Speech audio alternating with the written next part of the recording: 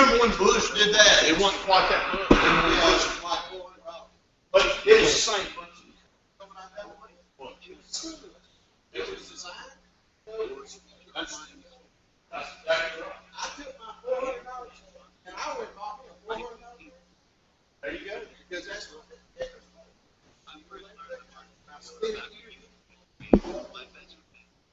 That's exactly what it is.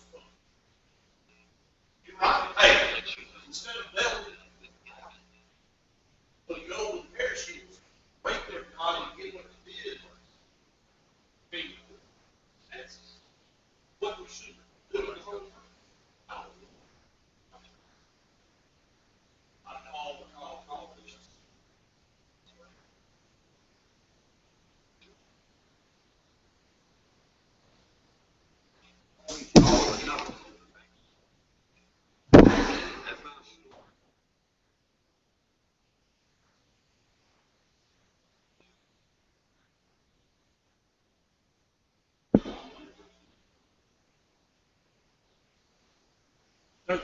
Oh, I'm going to go home and watch the rest of this and watch the rest of the Alabama game. You know, it starts while we're here. And, I don't know. I mean, there's no games on. I mean, and the only game that I want to see is Oregon, Michigan State. And because of the fight with Raycom, with DirecTV, I don't have Fox. Raycom, and like some people don't have, my parents don't have NBC because they have Dish and they're fighting with. That's why. Well, I They mean, do this all the time, though. This happens on the regular. this is the longest it's ever gone. Every time it rains, it's loud. They got their problems. This is the longest it's been. The reason I like DirecTV more is because I've got a guy, at Harrison Caputo. He can come over to my house and fix something. But see, Charter, if I have a problem, I mean, it's no telling how long it's going to be. I use him for internet. I will say this. Charter has gotten better. The last few times I've been something, they've been there for days. I call or maybe the next day. They have gotten better. I'm good, thank you.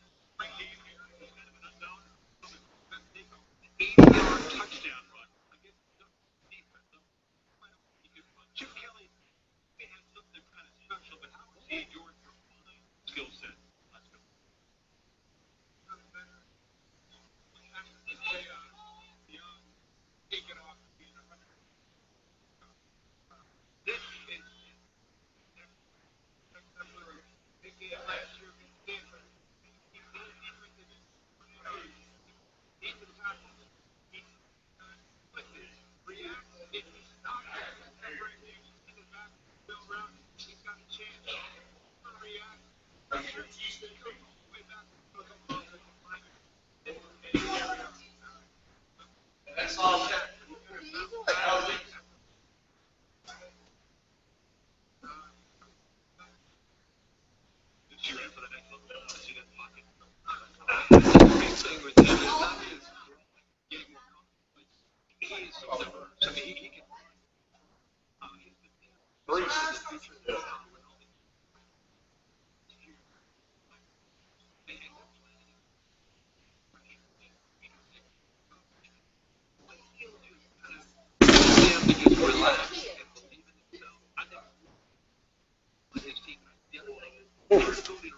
Bruce Myers. It's awful.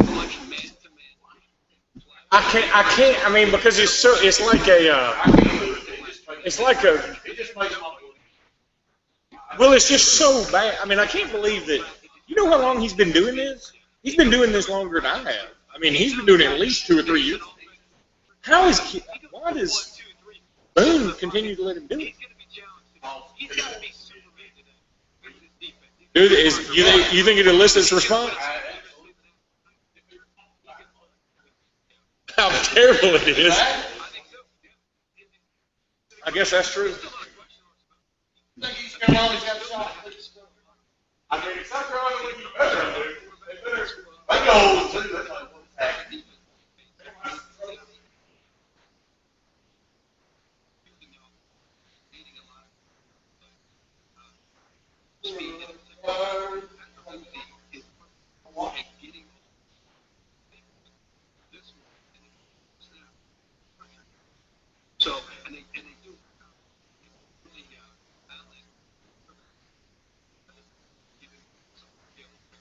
What time is it?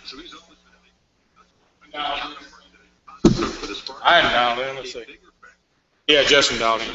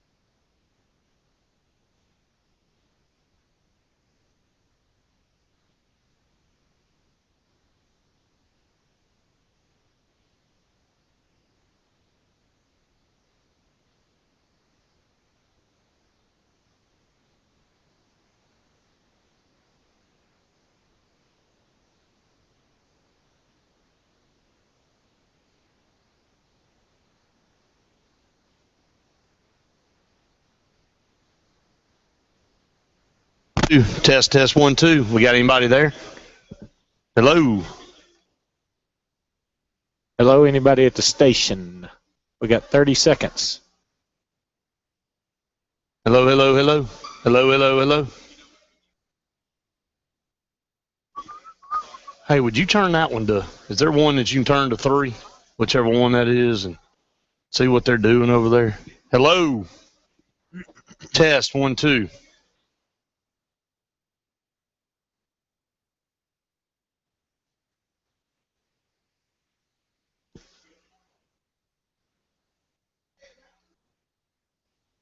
Yeah, the cartoon should, well, it's just now 10. Yeah.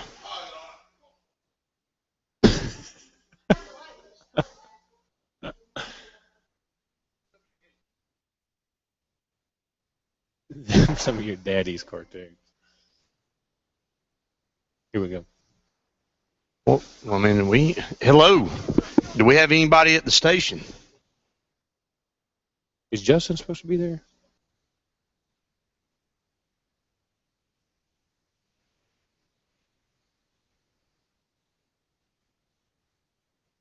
I'm just sending him a message, nobody.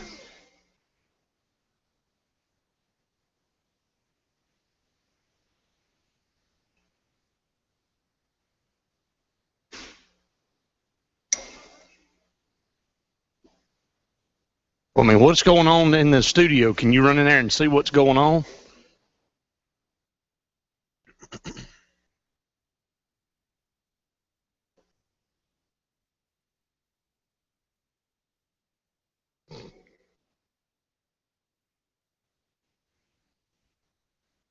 No one's here.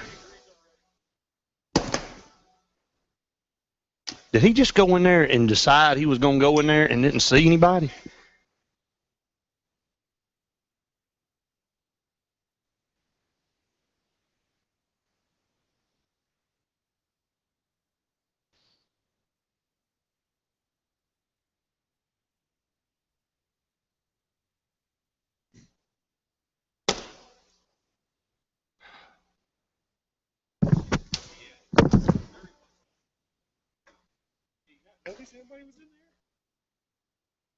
I mean, yeah, what gave it away? The Dart Studio? Back to your.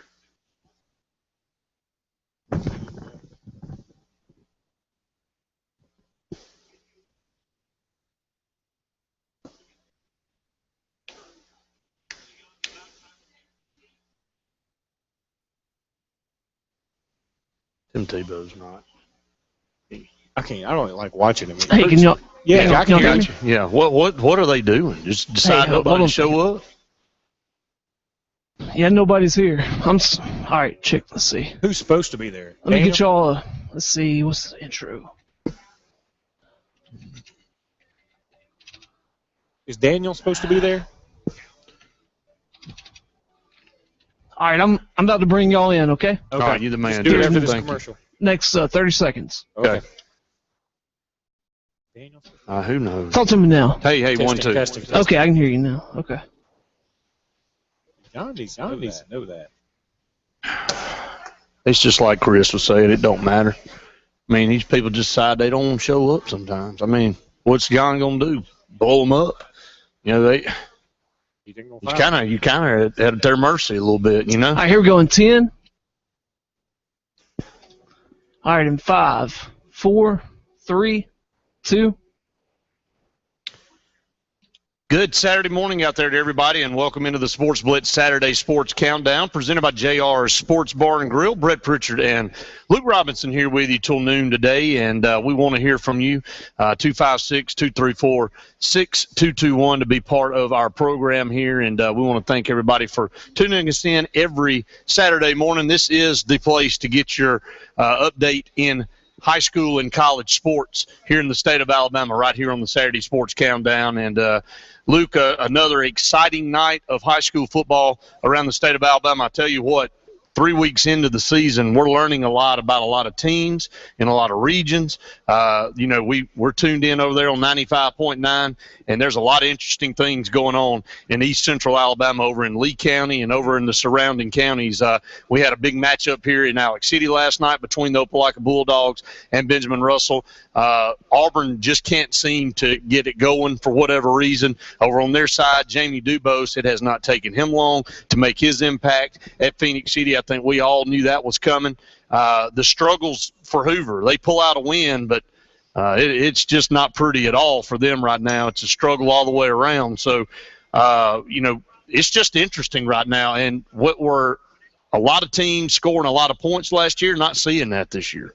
No, we're really not. And the couple of them that jump out to me, well, obviously, first of all, let's start locally and go to Opelika versus BRHS. I had the pleasure of calling Opelika in the Champions Challenge. I thought they were fabulous. I loved Matthew Christian. I love Quandeski Whitlow. I thought he was a great player. Honestly, I thought Opelika would win the game last night. Yeah. Did I think necessarily they'd shut Benjamin Russell out? No, I didn't. I mean, especially since it was here at the Sportplex. Kudos to that Opelika team. They have a shot. They're one of 4 teams in 6A, to me, that has a shot to win this whole thing in that particular classification. I think, in fact, you could throw the 4 teams in a hat and say, pull one out, and you'll feel good about your chances. And I'm including Spanish Fort in there, too, obviously, along with Shades Valley. But Auburn, man, they look bad. They just look real bad. And Jamie Dubose is fantastic. We love him. He's been a part of the AHSA radio network. He's fantastic.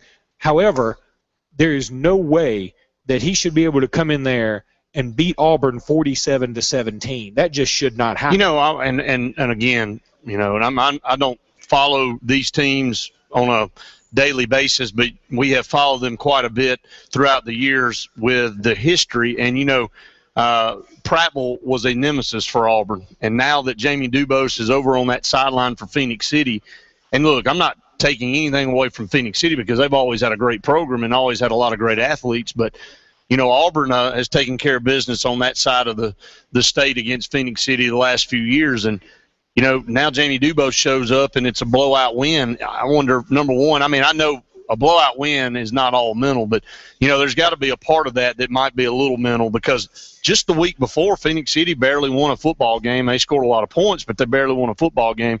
So, you got to think about that. But on the Opelika side, let's flip back to Opelika Ben Russell for a second.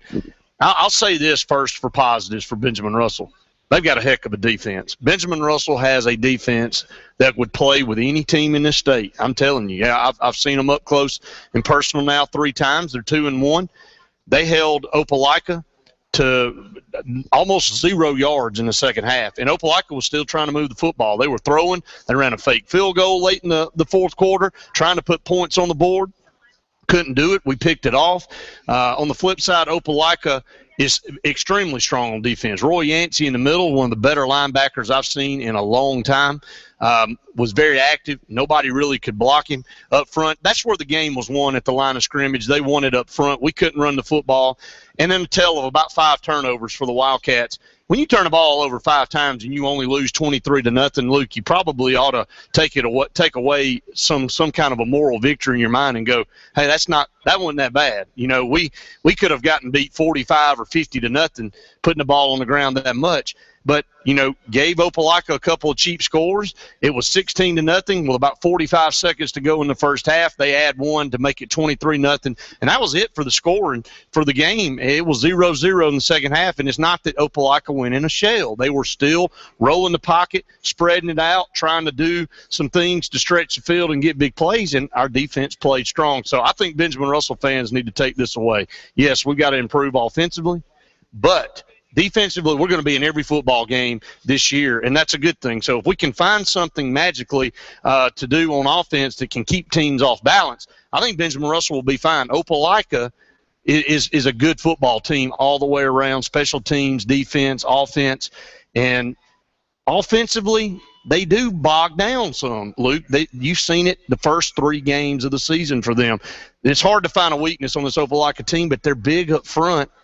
but it seems like they score points early, get out to a quick lead, and they forget how to do what they've been doing and allow teams to hang around. They should have been able to score more points with the amount of turnovers Benjamin Russell had last night, but you can credit Ben Russell's defense. Opelika down the line is going to have to figure out how to score more points. I think you're right, and I don't mean to be good cop, bad cop here, because you're right. You can look. That's a coach's job, is to go in and try and find some positives, keep the morale of the team up, and I think that's what Coach Danny Horn will do. The other side of this is, and I said it before we went on air, I don't believe if they had played 2 games, if they had played 8 quarters, that Benjamin Russell would have scored on this defense. I agree with that. And so, but here's a positive I will pick out. If you have to improve one of your 2 sides of the ball mid-season, I would prefer to have to improve my offense versus my defense, because it seems like you can fix offense somehow. You can make some minor adjustments and things can really start clicking. Defensively, it seems much tougher. If you're a team that gives up a lot of points every game, you're probably going to continue to give up a lot of points every game. That's right. So I feel like there's some positives in here, but the bottom line is you just got waxed at home to a team that's in your region now, and that's a problem. Well, it's a problem, but there's no need to hit the panic button. Oh, sure. No. By far, because if you look at the region, if I read it right last night, Valley beat Oxford, and if that's the case, we'll run down scores here in a minute. The second place is up for grabs, because I thought Oxford was probably maybe on paper the next best team. Pale City had a big win last night. I think Benjamin Russell can easily be the number 2 team behind Opelika in this region. Luke, that means they will host a playoff game at home the first round.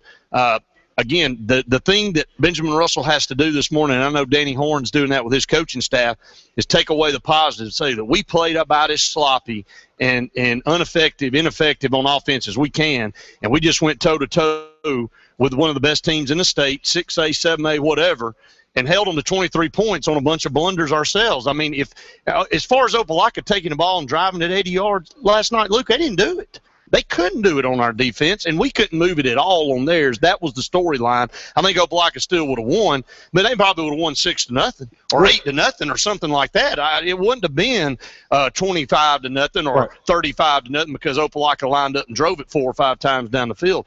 Opelika is solid defensively. They imposed their will in the second quarter and throughout the rest of the game, and that was the storyline. Well, I think one of the main differences in this game, too, was the quarterback play. And I'm not taking any shots at BRHS's quarterback. I'm saying if Bryant Horn is here, you've got a senior leader back there, and you're going head-to-head with Matthew Christian, who's a senior leader. That's right. I think this is a different story. But it's difficult when you've got in high school, it's so much more important to have a senior quarterback that knows what's going on. And I talked about it after the Champions Challenge.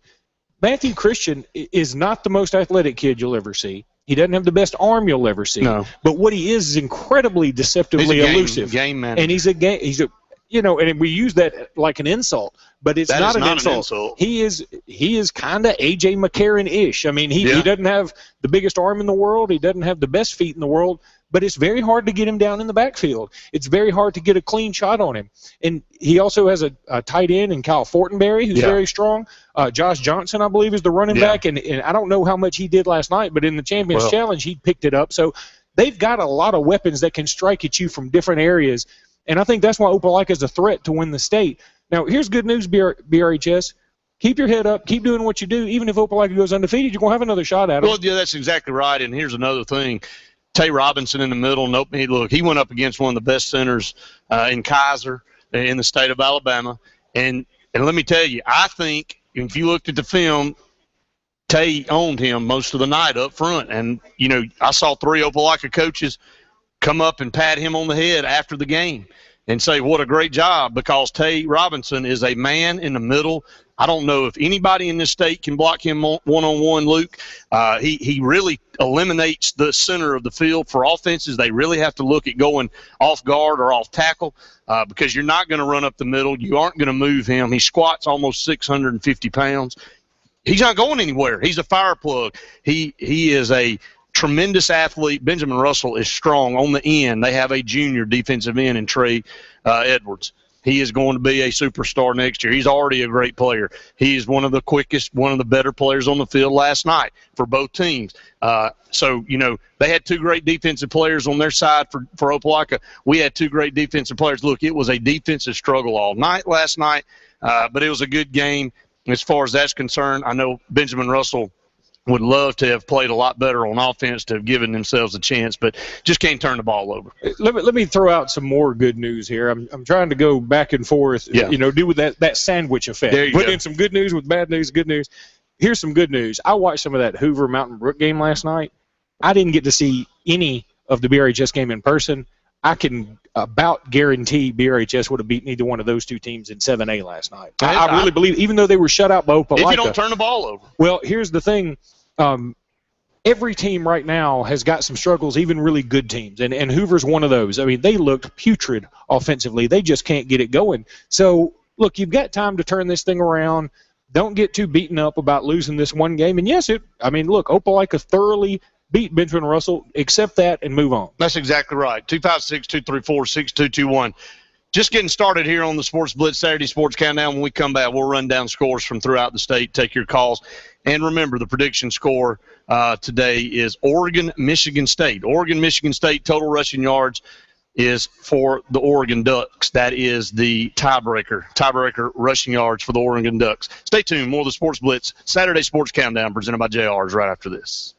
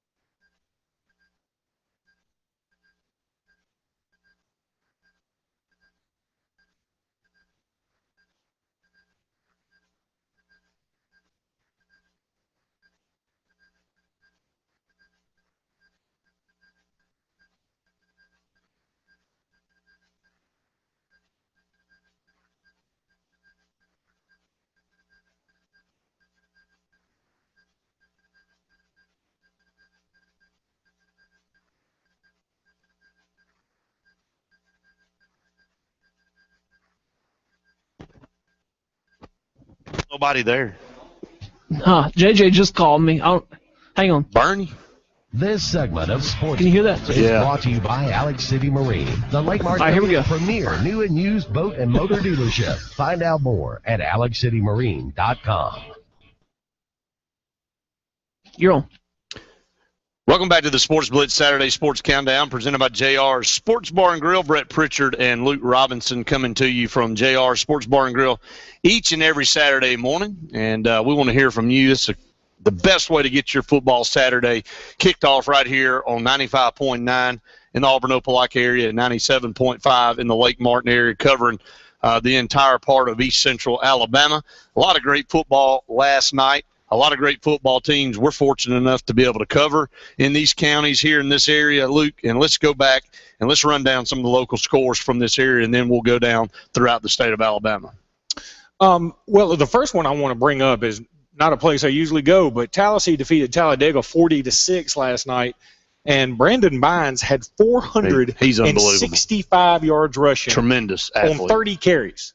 Tremendous athlete. That's ridiculous. Brendan Baines. Brendan Baines is the grandson of Ronnie Baines, and Ronnie Baines, as a lot of people know, was a great athlete at Auburn, and played and just went on and had a great career as an NFL official. Now he's in the main office of the NFL officials, and won some state championships in baseball. Took Central Alabama Community College to a World Series third-place finish in 2001. I was able to go out there with that team in 2001 with Coach Baines, and just a tremendous guy. And Brandon Baines obviously gets it honest. The genes are good in the Baines family. And he had 400 yards of offense at halftime, including returns, receiving, whatever. But he ends up with 465 yards rushing. That's ridiculous. If you just go out there and run 400 yards, period, with no pads on, and nobody on the field, Luke,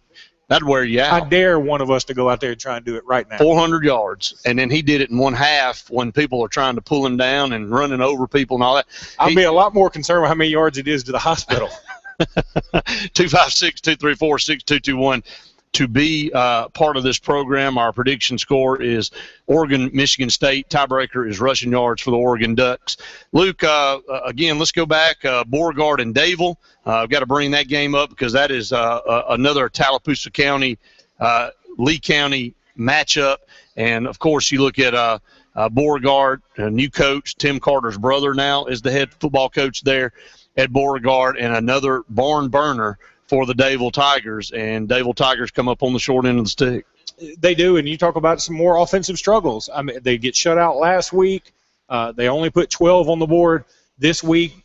I believe they missed a 2-point conversion that would have at least sent this game into overtime. Of course, Beauregard scored after them, but they missed the 2-point conversion regardless. Kudos to Beauregard. That's a program that's definitely on the uptick, and I think Dayville's still okay. But you've got to be wondering about the offense here. It's wild how many local teams all have the same problem right now. It is. And I don't know, is there some kind of bug going around that's taking away the offense right now, because it's been an offensive struggle. But I know, think about this, Luke, how many straight consecutive regular season games Dayville reeled off the last few years, and now they've dropped 2 in a row. And it's just a lot of headlines for teams like a Hoover and a Auburn and a Dayville that, had so many high expectations coming into this year. I mean, if Hoover doesn't find a way to score 12 points last night, and if Mountain Brook finds any offense, you're looking at the 2 teams that played for the 6A title last year being 0-3. Now, right. One of them is 0-3, the other one's 1-2, so it's not much better. But, I mean, the 2 teams that played in the biggest classification last year combined have 1 win between them. Crazy. But going back to my point about local teams and offensive struggles, Benjamin Russell 0 points. Horseshoe Bend only 7 points in a 48-7 loss to Lynette. Dadeville only 12 points, as we just mentioned, in a 14-12 loss to Beauregard. Coosa Central gets shut out 35-0 by Fultondale. And if I want to stretch it a little bit, Lyman Ward gets shut out 29-0 by Cornerstone Christian. Where's all this defense So that's coming 19 points among, 5 teams? Exactly. Is that what I laid out? And it's funny. Last week in the stands at Jordan Hare, had a fan close to me, I overheard him say, when Arkansas tied the game up at 21, he said, I remember the days when Auburn would score 7 points or 10 points, and we felt like, man, the game was over because Auburn had such a good defense in the late 80s that if you saw all those 9-7s and 10-3 games and stuff like that, if you did put 7 or, Lord forbid, you put 14 points on the board, you felt like you probably just need to go into the house. Alabama the same way. And now you score 21 points in the first quarter, you still don't feel safe. I mean, it's just crazy how the evolution of football has changed, but now we're seeing it kind of revert back to defense here in high school. I mean, high school, they're figuring some defense out. Some of these teams are, at least. Some of them are still giving up some points. But, that's the good thing for Hoover. If Hoover didn't still have their defense, they would be in trouble right now. And the bad thing for Auburn High School, Luke, is they can't find any defense and they're not finding any offense, and that really does spell doom. I mean, it spells what it is in the record book. It spells 0-3. It does. I would be very concerned if I were Hoover right now about defending your state championship. There are a lot of teams out there that look better than they do, and the one team that I think has really a ton of potential this year is Central Phoenix City. Brett, I mean, we talked about it a little bit earlier, but they're there, man. I think they're already there. Jamie Dubose was so fired up in the booth at the Champions Challenge talking about this team and never really had this many athletes to work with.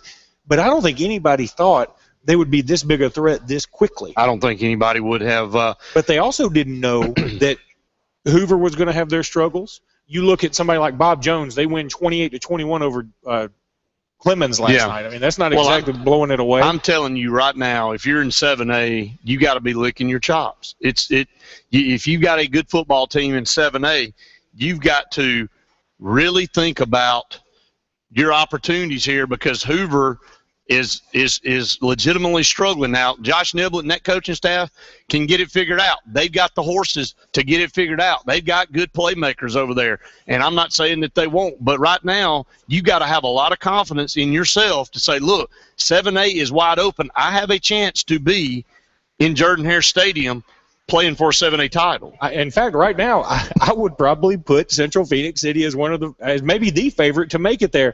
You look at 7A. Bob Jones barely defeats James Clemens 28-21. Hoover, we talked about, they defeat Mountain Brook 12-0. And that number 2 ranking for Hoover, granted, they've played 2 out-of-state teams that are incredibly talented, but their ranking at number 2 is as much about rep in the past as anything. It's not anything to do necessarily with what they've shown this year. McGill-Tulane loses to Fairhope last night by double digits.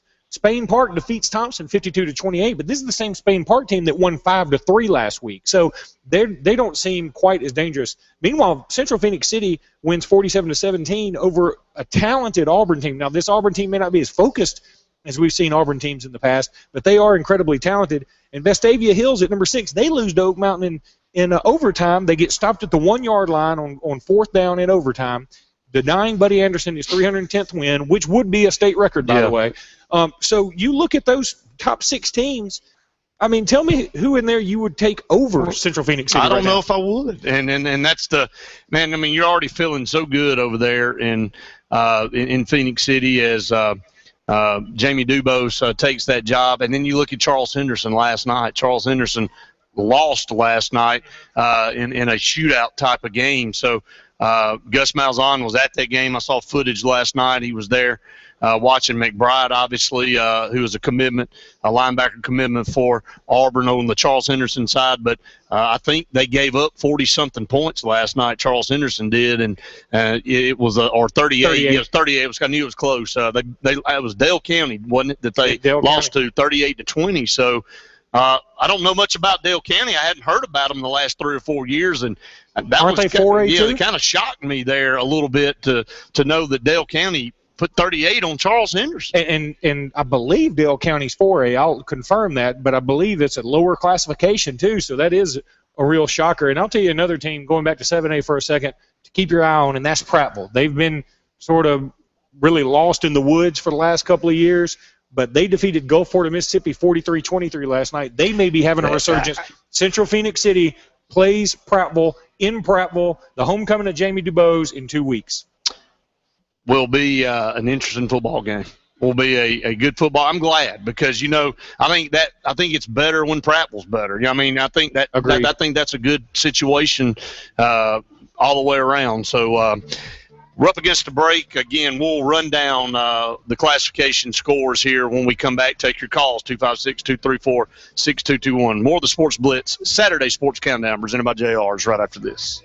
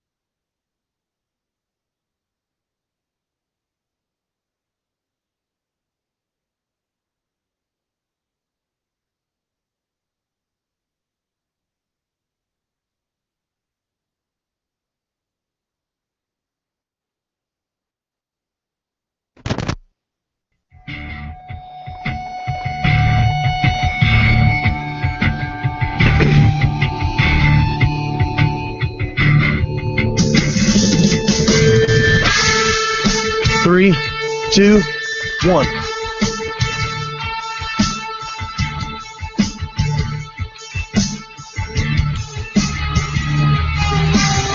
Welcome back, everyone, to the Sports Blitz Saturday Sports Countdown presented by JR Sports Bar and Grill. Brett Pritchard alongside Luke Robinson taking your calls at 256-234-6221.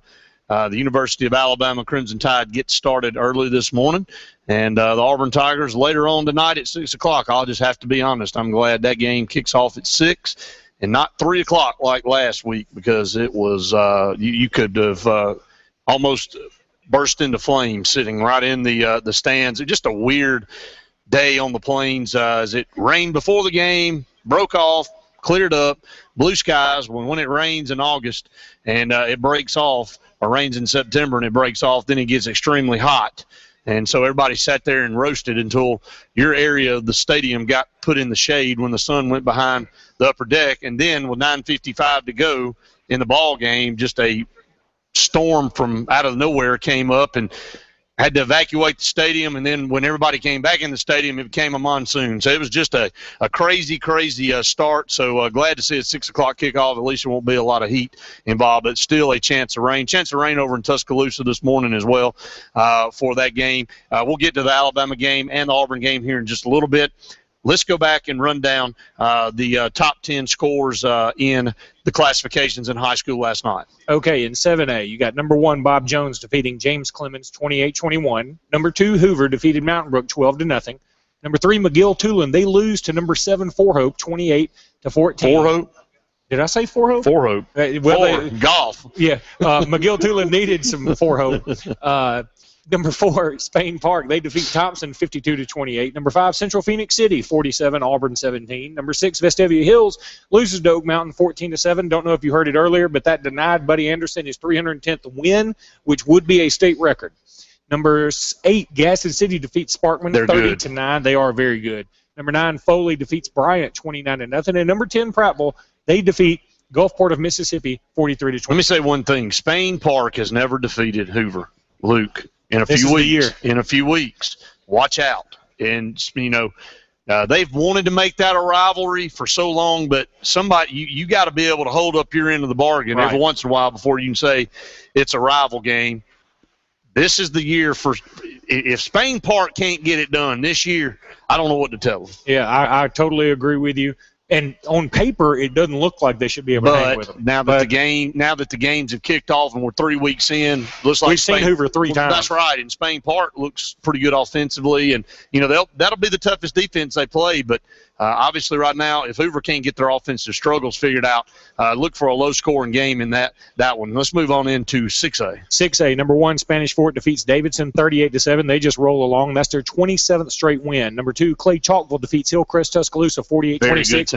That is a very good team. I think they can win the state. And here's the thing about Clay Chalkville. They defeated a Niceville team in week 1, and that Niceville team has gone on to destroy their next 2 opponents. So I don't think we've been giving Clay Chalkville enough credit.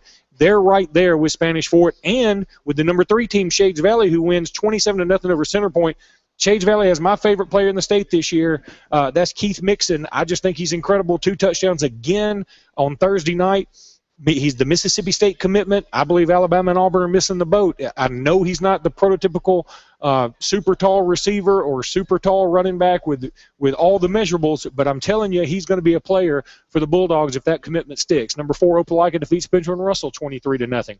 And Brett, I think right there you draw a line, because after number 4, you go to number 5, Carver Montgomery. They lose to Carroll of Ozark 21-0, and Blunt loses to number 9, Daphne, 31-25 in overtime. And number 7, Muscle Shoals, loses to number 8, Florence, 39-20. So the next 3 teams all lost. And after those first 4 teams in 6A, I don't think anybody else can win the state right now.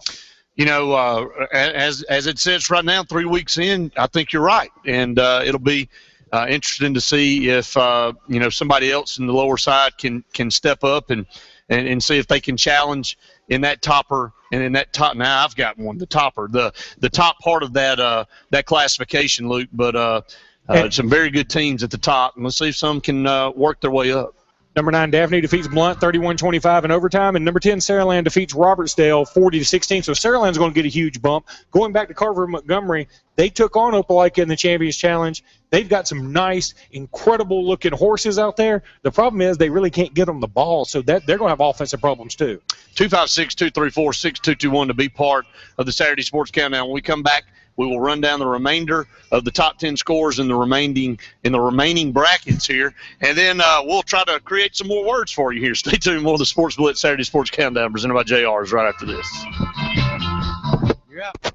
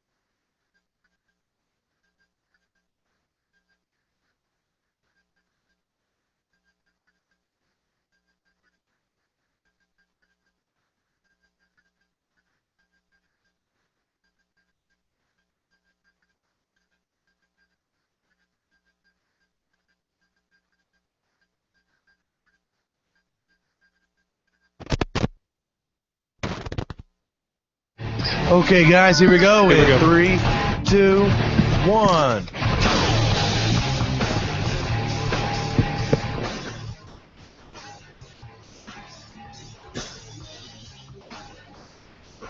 Welcome back, everyone, to the Sports Blitz Saturday Sports Countdown presented by JR Sports Bar and Grill. Brett Pritchard, Luke Robinson here with you till noon today. Give us a call, 256-234-6221. If you were out at one of the high school games last night, have something that you would like to share with everybody here out throughout the state of Alabama, we'd love to hear from you. We're continuing to run down the scores, get to college football here in just a second. And, again, want to thank our sponsor, JR Sports Bar and Grill, every Saturday morning right here on 97.5 Kowaliga Country and 95.9 over in the Auburn, Opelika area. Luke, again, let's get back to high school and finish these scores up. Okay, moving to 5A. Number 1, St. Paul's defeats BC Rain 49-20. Number 2, Pleasant Grove, they lose to Ramsey 26-21. Number 3, Jackson defeats Williamson 46-6. Is Jackson ever not good? Well, yeah, there are a good football team. But let me just say something real quick. 5A may be one of the weakest classifications, and it's not a cut on anybody in 5A. But, I mean, you got the number 2 team losing 26-21 to a Ramsey team. Charles Henderson's the number 4 team. You're about to talk about them. They lost 38-20 to Dale County. I mean, 5A, I mean, St. Paul's was a team Benjamin Russell should have beaten last year here in Alex City with a highly touted linebacker that they don't have anymore in Trey Williams. So, they defeat the team that Ben Russell beat in the first week, BC Rain, 49-20. They gave up 20 points there. So, I'm thinking that 5A is wide open. Let's continue to run down those scores. Number 4, Charles Henderson, as you mentioned, they lose to Dale County 38-20. Number 5, Viger defeats Escambia County 45-0. Number 6, J.O. Johnson, they lose to Russellville on a 22-yard field goal with no time left, 26-25. Number 7, Central of Clay, they defeat Shelby County 21-7. Number 8, Guntersville defeats Madison County 19-14. Number 9, Mortimer Jordan, they defeat Anniston 37-8. And number 10, Sylacauga defeats Marbury 24-0. 256-234-6221 to be part of the program. Continuing to run down the high school scores here in the state of Alabama. Luke, we're into 4A. In 4A, it was number 1 Leeds. They just keep rolling right along. They defeat number 9 Munford 29-7. Number 2 UMS Wright defeats Faith Academy 40-7. Number 3 Strawn, they lose to St. James last night 10-7. You talk about some offensive struggles. Number 4, Sachs, they defeat Sardis 34-7. Number 5, Thomasville, they beat Monroe County 40-0. Number 6, Hamilton loses to Fayette County 27-20. And number 7, Dadeville loses to Beauregard, as we talked about earlier, 14-12. Number 8, Haleyville, they beat Carbon Hill 54-36. I mentioned Munford losing to Leeds earlier. And number 9, Aniana, they're tied with Munford at number 9, I should say. They defeat DAR 34-21. And that's your defending 4A state champs. And Aniana, better not turn your head on them. Very good football team, even though they lost a lot off that team. They defeated Charles Henderson last year, who is now up in 5A. It'll be interesting to see if Aniana can repeat as 4A champs. Going to 3A, it was number 1 Madison Academy rolling right along, defeating West Morgan 53-0. Number 2 T.R. Miller defeats number 9 Bayside 34-23. Number 3 Piedmont, they beat Asheville 46-6. Number 4 Dale County rolls up on Charles Henderson 38-20. We talked about that earlier. Dale County in 3A. And Charles Henderson in 5A. That's not a good sign for Charles Henderson. I know Henderson. Dale County's ranked, but that's still not a very good sign. Number 5, Colbert County loses to Lauderdale County 26-7. Number 6, Pike County defeats Abbeville 26-6. Number 7, Glencoe, they beat Welborn 27-26. Number 8, Welborn loses to Glencoe 26-27. Number 9, Bayside, I mentioned it earlier, they lose to T.R. Miller 34-23. And number 10, Midfield defeats Woodland 21-14. Let's run down the rest of these classes, Luke, and we'll be out of the high school segment. Unless somebody wants to call in and talk high school football, we're open to talk about whatever you want to talk about throughout the show. We'll be on there till noon. Let's get 2A in and 1A in, and then we'll start talking some college football here. You know what? I'm just going to pick out some of the bigger names here in these next 2 classifications. If somebody wants to score, please do call us. Number 1, Fife in 2A, they defeat Cleveland 54-28. It was number 3, Tanner defeating number 9, Addison 34-0. Number 6, Sweetwater, they defeat St. Luke's 40-15. Sweetwater, a team that's always right in the middle of it. Number 8, Reeltown, talk about some positivity right here in our area. They defeat Lafayette 28-13. And let me say something about that. This is Jackie O'Neill's last season. He's announced his retirement, one of the greatest coaches in the state of Alabama. Defeated Dadeville last week, and how good would that be? A storyline in 2A. And looking at what I'm seeing in 2A, with the way Reeltown's playing defense, it looks like they're a little bit better on offense this year. You better watch Jackie O'Neill when he gets that team in the playoffs. Number 1, Brantley in 1A. They defeat Kinston 33-0. Number 2, Maplesville defeats Sunshine 55-0. Number 7, Cedar Bluff, they lose to Spring Garden 21-20. Number 8, Lochapoka also loses to Billingsley 32-14. And number 9, Otaugaville, they lose 24-20. And I should go back and say R.A. Hubbard, number 6, they also lose to Phillips of Bear Creek 26-13. So number 10, A.L. Johnson was idle. They're going to move up 5 spots without playing a game. That's very fortuitous for them.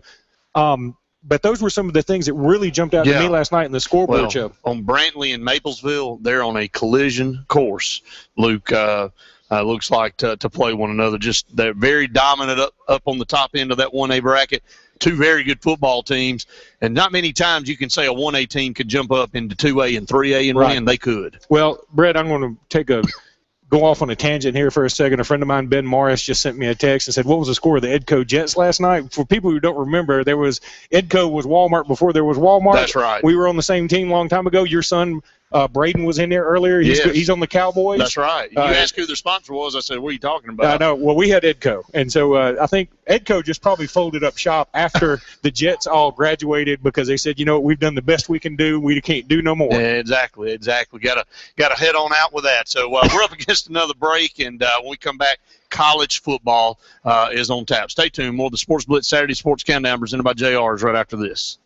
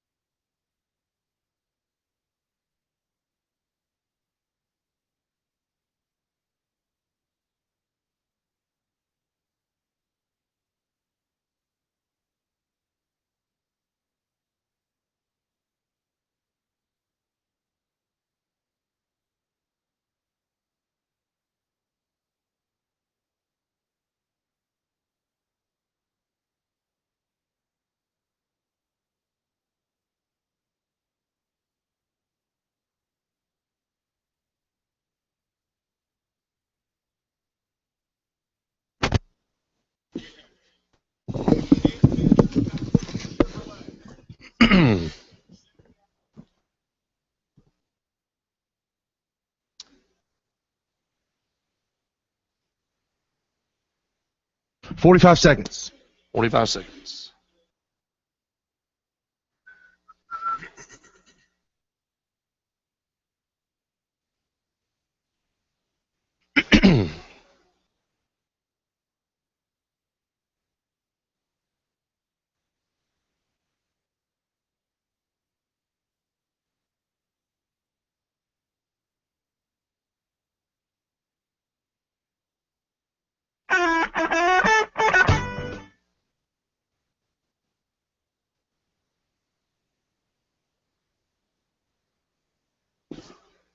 All right.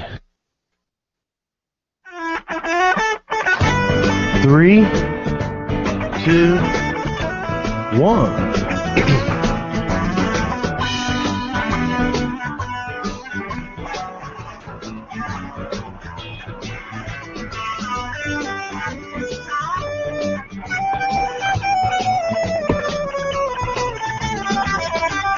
Welcome back, everyone, to the Sports Blitz Saturday Sports Countdown presented by JR Sports Bar and Grill. Brett Pritchard, Luke Robinson here at JR Sports Bar and Grill with you till noon today. And college football about to kick off. Alabama about to kick off here in just a little bit. Auburn will kick off later tonight at 6 o'clock.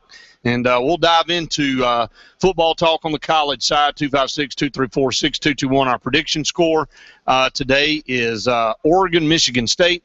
The tiebreaker is Oregon rushing yards, total rushing yards for the Oregon Ducks. Give us a call, or you can tweet us your prediction score, or you can send it to us on Facebook. Remember, it's Sports Blitz with a Z, Sports with a Z out there. So, Luke, college football talk, really just a dead day as far as SEC games are concerned, and that for that part really across the nation, but you got to have these games sprinkled in there. Just seems like everybody had theirs on this week for the SEC. Some games to note throughout the country. Obviously, that Michigan State-Oregon game, the top game of the day. Michigan-Notre Dame is a game, I guess, just because of the name sake, draws some attention. But outside of that, just not a lot to talk about. I'm going to tell you two other games. Stanford, USC. Yeah, that one for sure. And Ohio State, Virginia Tech. And the reason Ohio State, Virginia Tech is worth watching is only because Braxton Miller's out. Virginia Tech has a shot in this ball game. They could go and beat this Ohio State team. Their quarterback situation is at best very, very shaky. 256-234-6221. And, again, when you look at the Power 5 conferences, you look at Ohio State, when they lost Braxton Miller, they kind of just were written off, and you saw the struggles that Ohio State has without him. I still think even with him, they were a kind of maybe a smoke and mirrors type team, but this may be the year right out of the gate with the playoff in place that two SEC teams could get in just by the fact that you got some weak teams and some in the other conferences. We'll find out a lot about the Big Ten. Can Michigan State carry the banner for them today? You'll find out a lot about Oregon. Can they carry the banner for the Pac-12? And then south of them, you got USC and Stanford taking on one another. Who will step up between those two teams? And so outside of that, in the ACC, who do you like over there outside of Florida State? If Florida State has a stumble, you got to think the ACC may not get a team in. They shouldn't. It's wide open for the SEC to have two teams in if another team stumbles. Well, you look at the ACC, and last week Georgia Tech had to fight and claw to beat Wofford, I believe it was. NC State, they don't look fantastic. North Carolina had their troubles last week with a pretty putrid opponent. So that conference is going to have some issues. And if it's Florida State or bust for them. And really the reason Florida State is going to get so much cred is because they are the defending champs. If they weren't the defending champs, this Florida State team probably would have started out on the outside looking in.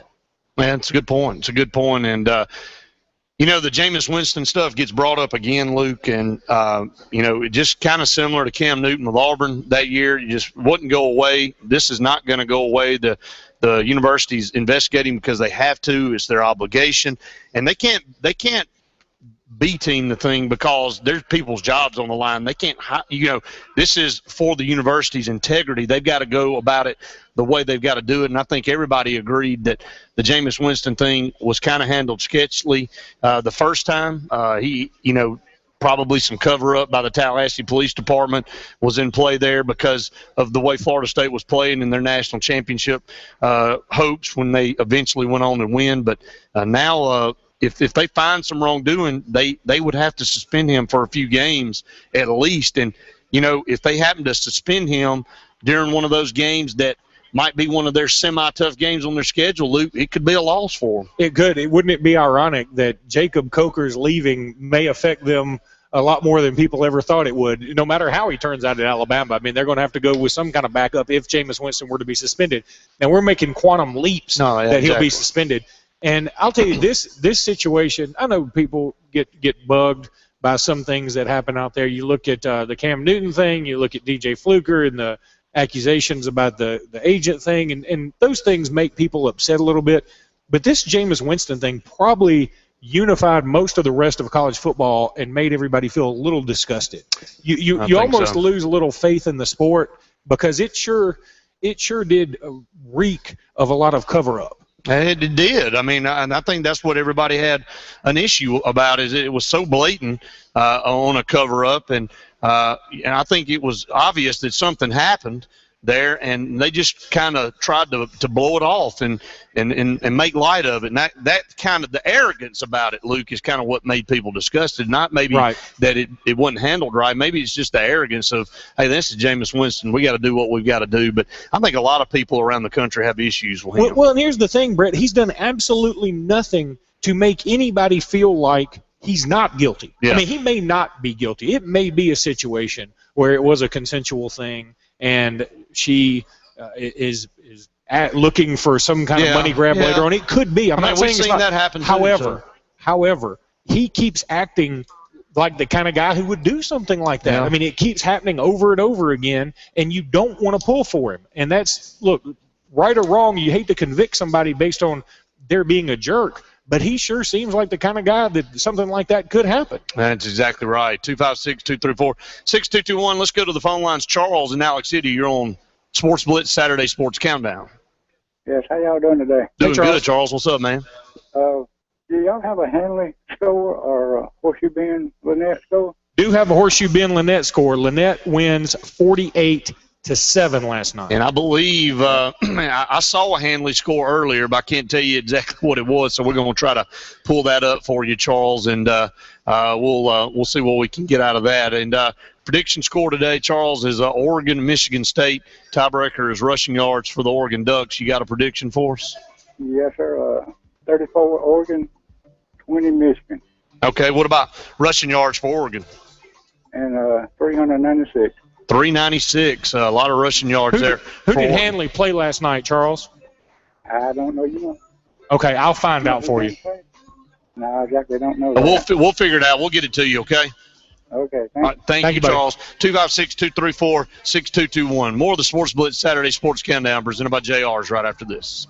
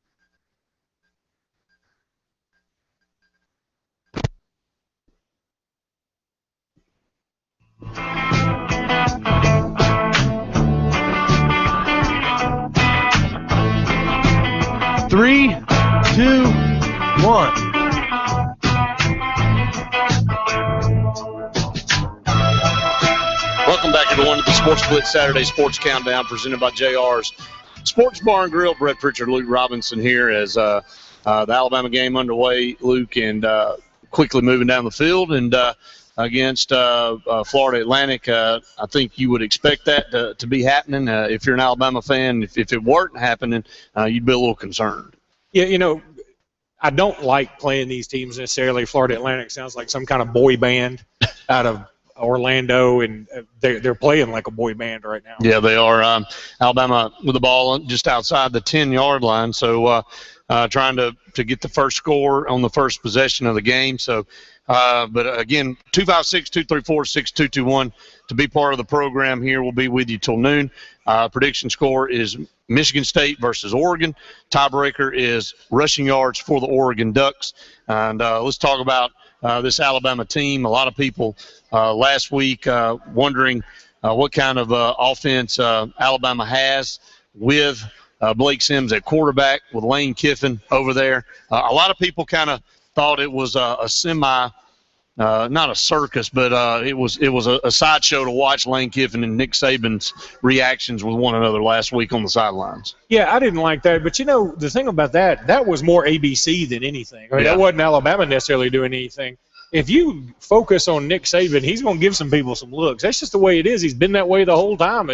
It's okay with me. He would do that to any offensive coordinator. And look, I thought Lane called a pretty good game. If there was something that I was upset about, it was more about the defense. And here goes Blake Sims for a touchdown. Well, that's what he gives you probably that Alabama hasn't had in a long time. You got to look at it, and they the versatility of being able to, when things are covered up right there in the secondary, to be able to just pull it down and run and use your athletic ability, and that's what Blake Sims does. Is he gives that extra. He gives that extra dimension to the offense for Alabama, and they cash in on their first score, their first drive there to go up probably 7-0 after this extra point, and they do put it through. So Alabama takes a lead 7-0 over Florida Atlantic. Also Tennessee and Arkansas State underway. Tennessee, I thought, against a Utah State team that everybody felt like would give them problems last week, handled business pretty well. So Butch Jones with a lot of new guys on the field. How will they play in game two against a team that historically the last few years Arkansas State's been pretty doggone good? Well, Arkansas State's had some decent coaching the last few years. I mean, Gus Malzahn, Hugh Freeze. Yeah. I mean, they've had the lineage there, and they're not going to be scared of Tennessee, and they're driving the ball down the field right now. Again, it's very early in the ball game. Tennessee could get settled, and I think they will. I think Tennessee will go on and do some good things. But Tennessee lost a starting lineman last week for the year to an ACL tear. They're the only team in Division I still call it Division I, that lost every single starter from the previous year along both defensive and offensive lines. They can't afford to lose anybody. That's where I think this is really going to hurt them. I mean, it's fine. They're going to beat Utah State. It's fine. They're going to beat Arkansas State. But then you start playing your Floridas, your Alabamas, your South Carolinas even, your Georgias. They're going to have problems. And they are. 256-234-6221 to be part of the program. That brings up a point. I think, maybe after week one in college football, there tends to be some overreaction positively and negatively for teams. I credit Georgia fans for being excited, a win against Clemson. They didn't pull that off last year, but it wasn't the same Clemson team that they played last year. Right. I thought Todd Gurley did play extremely well. Everybody's ready to give him the Heisman Trophy right now. I think that's premature. He needs to prove he can stay healthy first, and they need to get through the meat of their schedule. But, this isn't the first time that everybody's been high on Georgia. And then Georgia seems to always be Georgia in the last 10 or 12 years with Mark Richt and lose a game that they're not supposed to. And, we'll see about South Carolina today with East Carolina. But if South Carolina can turn things around, Georgia better not count that as a win right out of the gate because, it was between those two. And if South Carolina beats Georgia, then they're right back in control of their own destiny again. So, a little bit premature to go on and give the East to the Dogs and to write South Carolina completely off. I totally agree.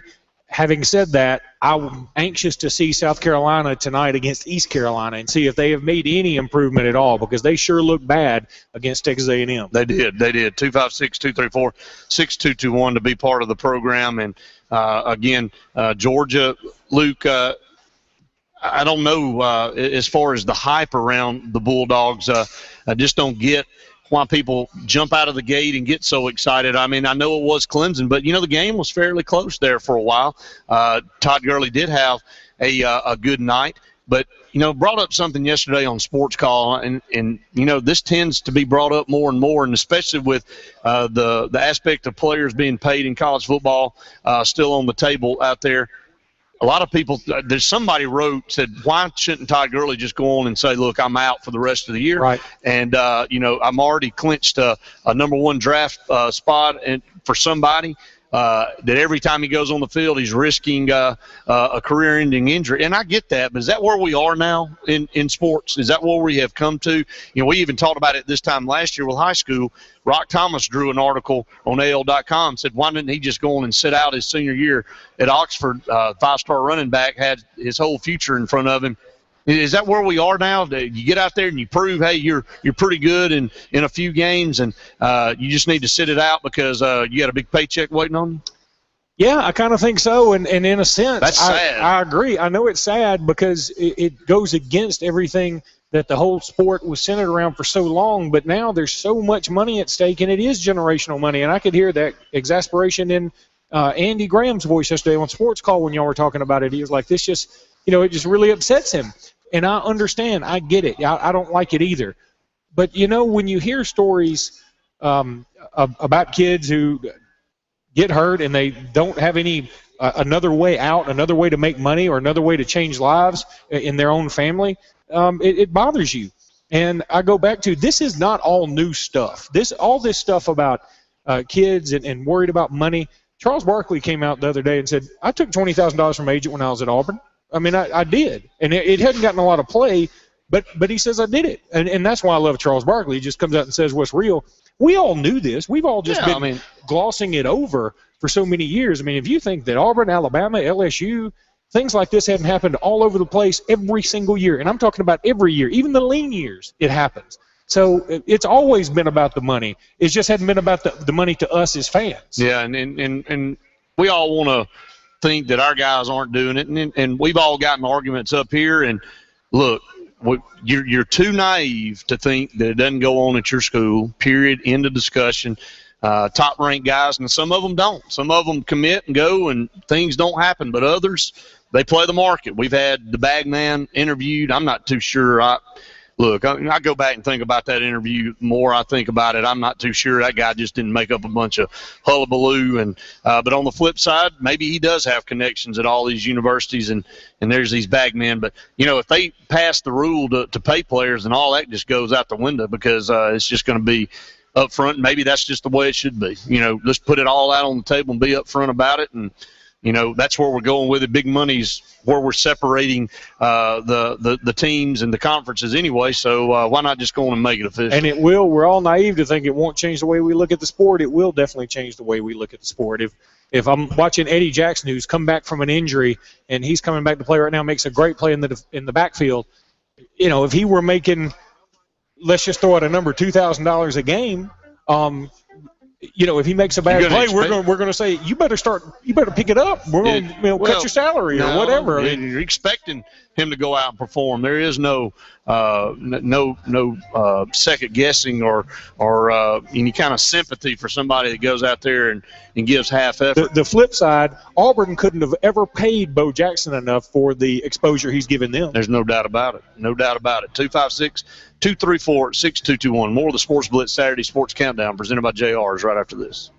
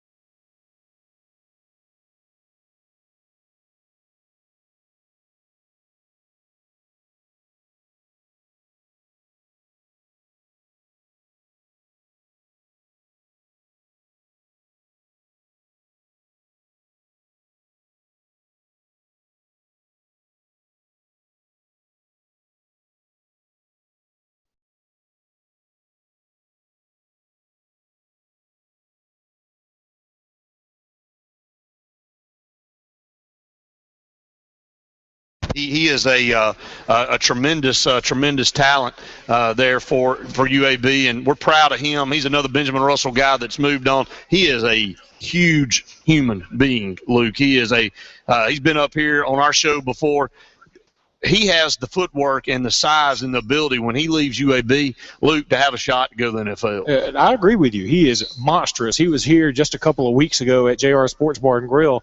I thought we were going to have to open up a new section. He is a giant. And while I'm on it, let me just quickly mention this. Another feel-good story. Kendall Graveman from right here in Alex City made his appearance with the Toronto Blue Jays last night in Fenway Park. I'm telling you, there is not a better person and a better family than Kendall Graveman and Gary Graveman and his mom and the whole group up there. Just great people here in this community. I am so proud. I know we all are here at Sports Blitz for Kendall Graveman. That just kind of gave me chills when I saw that post come across, him standing there in Fenway Park with that Toronto Blue Jays jersey on as they played Boston last night. What an outstanding young man that worked his tail off in high school here at Benjamin Russell, moved on to play baseball for Mississippi State, and then moved on and got drafted, and then has worked his way up diligently and very quickly in the minor leagues. It's unheralded how quickly he's moved up. It's unbelievable. It's so much fun, and you can already feel the excitement from a lot of Toronto Blue Jay fans out there. I've seen in some of the local websites how Toronto fans have just gone nuts with Kendall Graveman. They are so excited about his future. 256-234-6221. The prediction score is Michigan State versus Oregon. Tiebreaker is rushing yards for the Oregon Ducks. And, again, couple of updates. First of all, Alabama just scored again. Amari Cooper with a pretty long touchdown, and they're protecting Blake Sims. Give Blake Sims a lot of credit. He's got his first touchdown pass of the season. He's got his first touchdown run of the season in this game already. But they're just throwing the little screen pass to the wide receiver, and Florida Atlantic's so far below Alabama athletically that they seem like they can do whatever they want. And Tennessee was held to a field goal after getting in the red zone against Arkansas State, so it's 6-3. Well, let me just say this about Alabama, and for Alabama fans out there, Blake Sims, a game like this, and he's got a good win under his belt with West Virginia. But, a game like this could only do better things for his confidence. You get out there and you go through the motions, you do things like that.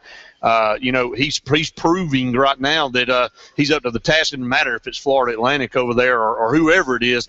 It's not as tough, but you still got to execute. You still got to look fluid when you're doing it, and he's done that so far. Yeah, he has, and he looks good, and you want the players to become more confident in him. I want to see him be able to go down the field, though. That's the one thing that I've seen so far today. Every single pass has been right at the line of scrimmage, really, and I want to see him go down the field with the ball. Yep. And, I know that's more of a Jacob Coker thing. They just put up the stat comparison, the measurables comparison between the two quarterbacks, and Blake Sims is about 6 feet tall, 208. He's more of a dual threat kind of guy, and Jacob Coker's 6'5", 230, and he's definitely a pocket passer, and he has got a rocket arm. He may have the strongest arm of the Nick Saban era by a long shot. The problem is you got to be accurate with it, too. If you can throw it down the field, that's great, but you got to throw it to your team. Okay, now you're Alabama. Who do you see next offensive possession? I think you stick with Blake Sims. I would think you would, because if you pull him right now, then he goes right back to, well, man, I'm always got to look over my shoulder, and Jacob Coker's standing. You can say you're on each other's team, and I'm pulling for you, and I'm behind you, and all that. But I think you got to let him have the first half. I agree. I don't think. Well, I don't know about first half. I would probably keep him first quarter. If it's 21-0, and there's only 8 minutes to go here in the first quarter, and it's already 14-0. If it's 21-0, or even more than that. At the end of the first quarter, I may put Jacob Coker in there, because here's the other thing. You want to put Jacob Coker in there in a situation where you can keep some of the starters in and let him get used to those guys, too. So it's a sticky wicket. You have to really manage it very carefully. That was I'm going to tell you that, a lot of this, and you're right, Luke, SEC, some of these plays would be complete, but they would be, 3-4 yard gains. That one play right there, a little quick screen, one block, and he hit the corner, and he's gone. I mean, that's all Amari Cooper.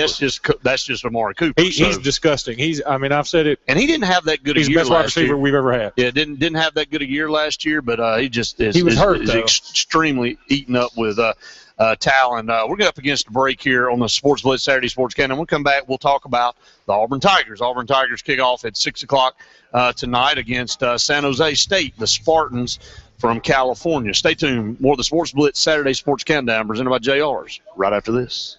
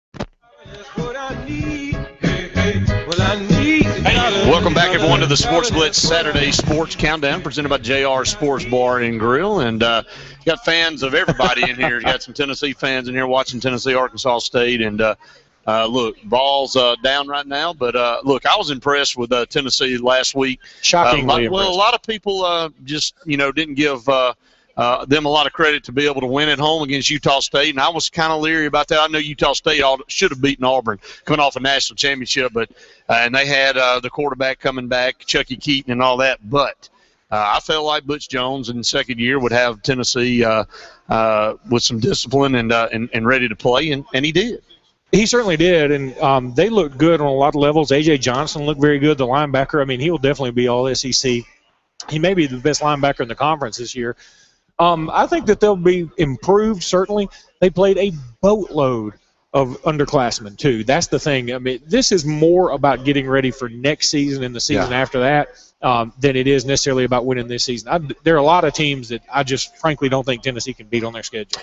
In the league. No, it's just going to be tough for them, but they're in a growing process. Alabama up 14-0. Look, let me just say this. The TV's up here in JR's, and our speaker going over here now with our show live here in JR's. Luke, this is about as good a sports bar atmosphere as you can find anywhere, and encourage people to come in. Last night, talked to Chris. He said it was jam-packed in here.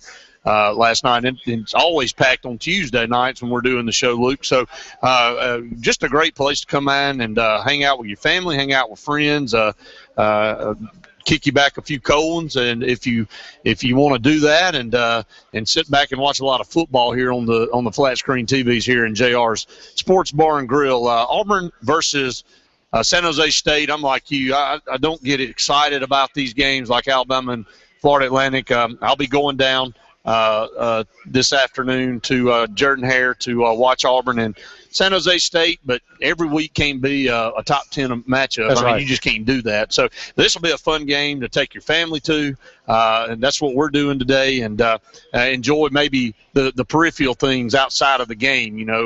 Enjoy. My daughter's 5. She'll enjoy the band, the cheerleaders, Albie, the Tiger Walk, everything that's not football. She could care less about what's going on in football. She wants to hear the band and all that. So that's the kind of game. But Auburn on the field has to take care of business, just like Alabama's having to take care of business. They got to continue to get better each and every week. And Nick Marshall came in the second half and really put a calm over the team and really took control of the game. And it's not a slight against Jeremy Johnson because, man, my Lord, he came out of the gate, Luke, was 8 of 8 his first 8 attempts. Threw the ball with precision, accuracy all over the field, a couple of touchdown passes. He's everything everybody advertising to. He's very, very smooth. He's a lot of fun to watch.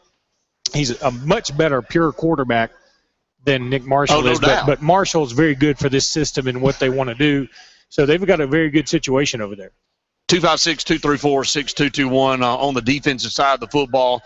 Auburn struck. It was a tale of two halves. I mean, the first half, Arkansas was running at will. Luke, it was what we all thought might happen. Arkansas with a very talented offensive line seemed to be blowing holes in the defensive front for Auburn. The linebackers couldn't get off blocks. In the second half, Robeson Therese makes an appearance, and my goodness, you want to talk about changing the whole dynamic of a game, how much one guy can make everybody else better. And he disrupted. He caused probably the play that swung the game in Auburn's favor, the interception. Got in Allen's face, forced him to throw the ball up. It was picked off by Whitehead. He took it in for a touchdown. Really changed the momentum of the game. Had a tackle for a loss, caused a fumble. And, just one of those guys that has a nose for the football, Luke, and they held Arkansas, shut them out in the second half, and they barely had any yards at all. So it's just crazy how they were gashed in the first half, and then in the second half they kind of just manned up.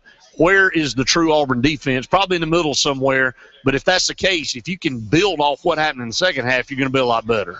Yeah, I think so, and some of this also goes back to Arkansas. They just don't know how to win. They've lost 10 in a row. They look bad. I mean, Brett Bielema has got to be scratching his head. I guess his head if we're lucky. Well, that was a better joke you give me credit for. But I feel like, he's got a good program over there. I need to filter myself. Yeah, Arkansas's got a good program over there. They have for years, but ever since that Bobby Petrino thing, man, they have really hit the skids. And losing 10 in a row, that's crazy to think about. Well, and it really stems from all of that going back to Petrino, Luke. I mean, the program was left in a lurch. When you upset an apple cart that much, it takes, programs can appear to be semi-stable and on top of things, and then all of a sudden you look at it and just one thing like that, especially involving your head coach, can cause the whole house to cave in, and Arkansas hasn't recovered, and Bielema, in my opinion, is not the guy to help Arkansas recover. They're behind in this Western Division race. You know, they're not going to beat LSU. They're not going to beat Alabama. They didn't beat Auburn. I don't know who they're going to beat on their schedule. You and I think, picked them right there dead last in the SEC West, and I think that's where they'll be. And here's the thing. I think Arkansas could have had Gus Malzahn prior to Auburn having Gus Malzahn if they had had any foresight. Well, but he was their offensive coordinator. Yeah, and he was very they had this is a joke, by the way. This Alabama's about to score again. It looks like they did. Now they just crossed the goal line. But I can't tell who the receiver is. It was Derrick Henry out of the backfield, I think. They threw it over. Yeah, I mean, I think they split him out. Was it? Yep, it was. Or it's Kenyon Drake. It's Kenyon Drake. Yeah, that's the second pass to Drake, and Drake's so good and so fast, and he's got such quick feet. If he can stay out of the doghouse, that's Derrick Henry. That's not Kenyon. Yeah, that is Kenyon Drake. It is Kenyon Drake. That's right. So, anyway, going back to what were we talking about? Arkansas and Gus Malzahn? Gus Malzahn, yes. That's what happens when you've got games going on at the same time and you get distracted. But Arkansas and Gus Malzahn, they could have had him. They could have if they had just a little bit of foresight. But they had, there was some bad blood in there. Gus Malzahn, of course, an Arkansas native, and it just didn't work out. So they go with Bielema, and I got the hire when they did it because they need to probably pick a lane. Well, it was a dynamic hire. Yeah, it was a big name in college football. But it was such a swap between what they were doing with Petrino to what Bielema wants to do. So there's a huge learning curve in there, and that's what they're going through right now. Well, and to kind of go with that, since we just brought up Bobby Petrino, what did you think of Louisville? Well, actually, the music. I'll let you answer that on the flip side. What did you think of Louisville in that Miami game? I thought they were – they didn't really wow me. I thought they were okay. I think Miami looked about like Miami has been looking under Al Golden. I thought he would be better, and it's just not working out. Just a lot of high-profile programs out there that are just mediocre now. It's just kind of amazing. Stay tuned. More of the Sports Blitz Saturday Sports Countdown presented by JR's right after this. Clear.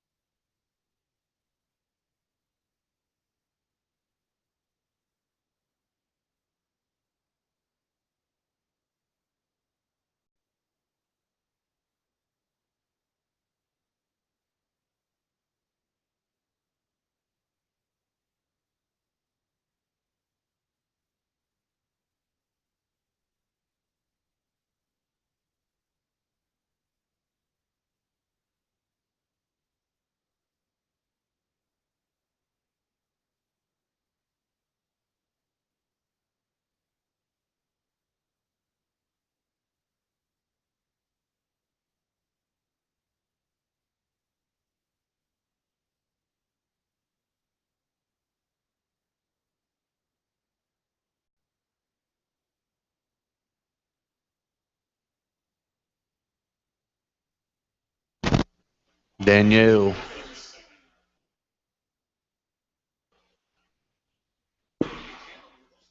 Anybody home? Daniel.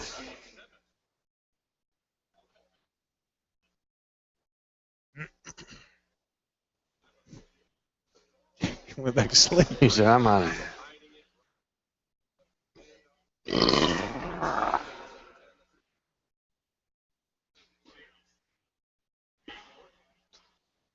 Braden's trying to pick out what number he wants. 5 to bunt.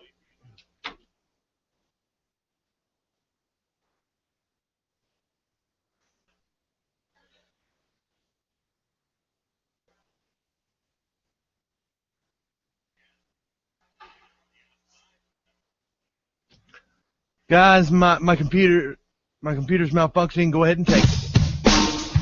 No. It unfroze. 3, 2, 1.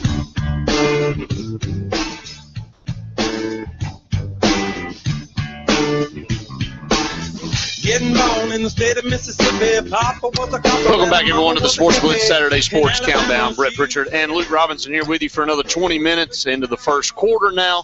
Alabama leads 21-0. That game is over officially. And, it was over when they scheduled it. That's right. And Tennessee is up 10-6 now on Arkansas State. So give us a call, 256-234-6221. Missouri is tied with Toledo. They didn't look impressive at all last week. We haven't brought them up because I continue to forget about them. Even though Auburn, even though we played them in the SEC championship game last year, it's just like Missouri. I mean, and so that tells you. And Michael Sam's gone, and all that storyline now in the NFL, and it's amazing. Matty Malt, they had one of the semi-returning starters in the SEC coming back. In Missouri, and I don't know what it'll end up being, but Missouri to me doesn't look very good. No, they don't. They have not been very impressive. I didn't think they were incredibly impressive last year. I mean, they just so happened that everything seemed to fall their way. Everybody talks about some good players everything falling Auburn's way. I thought just as many things went Missouri's way. I mean, they happened to have. Now, the only thing that didn't was that South Carolina game. Yeah. I mean, they ended up blowing that right at the end, or they would have gone into the SEC title game undefeated. They would have left with a loss, but they would have gone in undefeated. And they'd have had legitimately a chance at a national championship shot. If they'd have been undefeated, they'd have been in the top 3 in the country. They would have played Florida State had they beaten Auburn. That's exactly what they were doing. I'm talking about as it stood. Yeah, exactly. So, amazing. So, Luke had a question yesterday on Sports Call about the playoff system. How's it scheduled? Well, both the playoff games, the Sugar Bowl and the Rose Bowl, will be played on January 1st. The national championship game will be played on the 12th. So, look, in essence, the layoff is between that first game, the semifinal game. Then you only have a week to get ready for the national championship game. So, the tougher game probably may be the semifinal game because of the time frame that you have to get ready. Somebody has a little bit more time to prepare for you. On the quick turnaround, both teams trying to get healthy, trying to get everything, get their mindset back for a national championship. It's going to be unique and interesting to see how it all unfolds in this first year of the playoff. It really is, and the way that it's set up, I think one team is going to have actually an extra day of preparation, if I remember right, because the way or no, they're not. They play those on the same day. They do play the same day. Yeah, I looked at the bracket yesterday. The Sugar Bowl and the Rose Bowl will be played on January 1st. So you have 2 playoff games now on New Year's Day. To me, it gives some credence back to New Year's Day again. That's one of the things I like. The credence will come back to in the lore of being on a New Year's Day bowl game. It will mean something now. Now, there'll be other bowl games going on, but the 2 semifinal games will be on there. So, Alabama fans hoping Alabama can be one of those teams. Auburn fans definitely hoping they can have a shot to get to Dallas by making it to that. Luke, I don't know if it would be good for the rivalry or not. The Iron Bowl will be played, at the end of November. And then what if Auburn and Alabama turn around and play each other in the Rose Bowl? I mean, it was talked about this past year as a possibility, but what if it really comes to fruition this year? Well, what it would mean, too, is one of those 2 teams would have played in Atlanta and then play again. Gosh, it's hard to say. I mean, you'd hate to say you wouldn't like it because, it is the best rivalry in the country. But at the same time, I feel like it would take a little bit off of it. It would, and again, I think that's one of the evolutions of college football that we're seeing, that, there's a possibility that this may happen down the line. And, to me, Auburn, Alabama ought to play once a year, period. And then now, if you play, if that's the case, then they'd be playing within a month of each other again, playing again. So it just, to me, it's just too much. But it could happen. And in the crazy logistics of it, everybody have to fly all the way out to Pasadena to watch another version of the Iron Bowl. It's expensive enough to go to Tuscaloosa or to Auburn to watch a game, much less have to go to Atlanta and then go to Pasadena possibly, and then go to Arlington. I did pull up ticket prices yesterday on the playoff games. $200, $250 a piece. You can get tickets to either semifinal game now, and you get to the national championship game, a standing room only ticket, $850. I mean, just standing room only. I mean, even if you bought a $250 ticket somewhere in the Rose Bowl, what's your plane ticket going to be? You going to take your family out there? Are you going to decide that if you're going to go to the semifinal game, you're going to go to the national championship game as well? You got 2 weeks to take off work. You got a dump truck full of money that you're going to spend? I mean, it's fitting that it's in Jerry's world. He's the only person that can afford to go. He may be the only one sitting in the stand. So 256-234-6221 up against the last break of the program. Give us a call. Get your prediction in online or by calling in. Oregon versus Michigan State. Tiebreaker is rushing yards for the Ducks. Stay tuned. More of the Sports Blitz Saturday Sports Countdown presented by JR's right after this. Clear.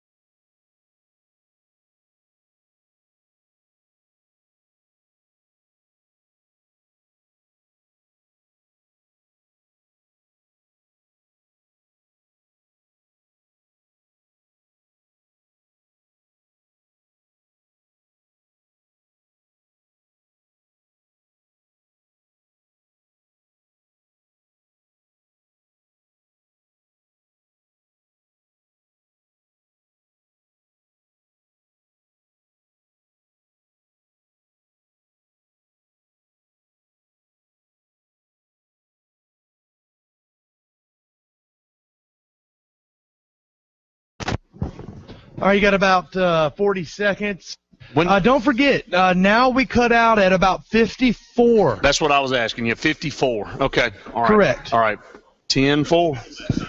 10-4. Dale got beat last night. I bet you Richard White was a happy character. He might have in a fight with Jackie O'Neill's what I heard after the real time 10 game. seconds. Why? You filthy animal. Last segment of the show.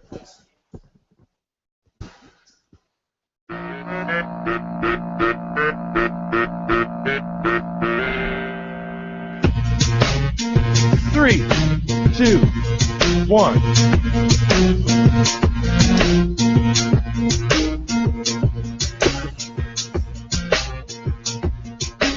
Welcome back, everyone, to the Sports Blitz Saturday Sports Countdown. Brett Pritchard, Luke Robinson here with you for a few more minutes as Saturday Sports Countdown comes to you live from JR Sports Bar and Grill every Saturday morning. Thanks for listening over in the Auburn, Opelika area on 95.9 and, of course, right here in the Lake Martin area, 97.5 Kowaliga Country. Luke, I'd be remiss. We talked about something yesterday, and I got to bring it back up here on this program.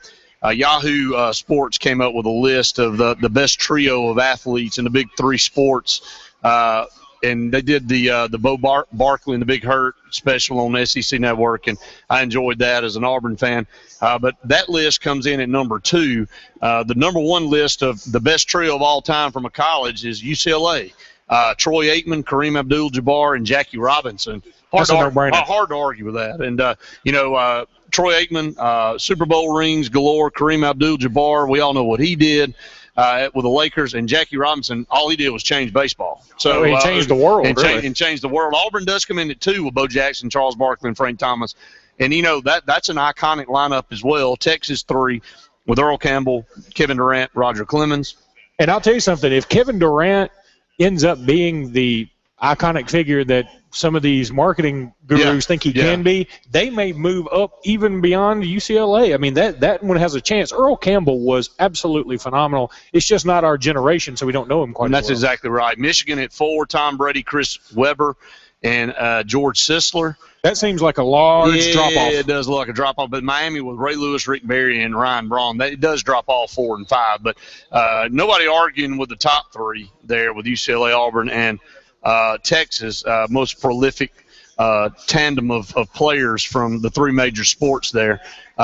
Prediction score, you can continue to send that in on Twitter, on Facebook, and get your prediction in. Oregon, Michigan State, that game kicks off later. The tiebreaker is rushing yards for the Oregon Ducks, and a chance to win one of our new Sports Blitz T-shirts. Luke, it's been a popular shirt that's here at JR's. You can buy one.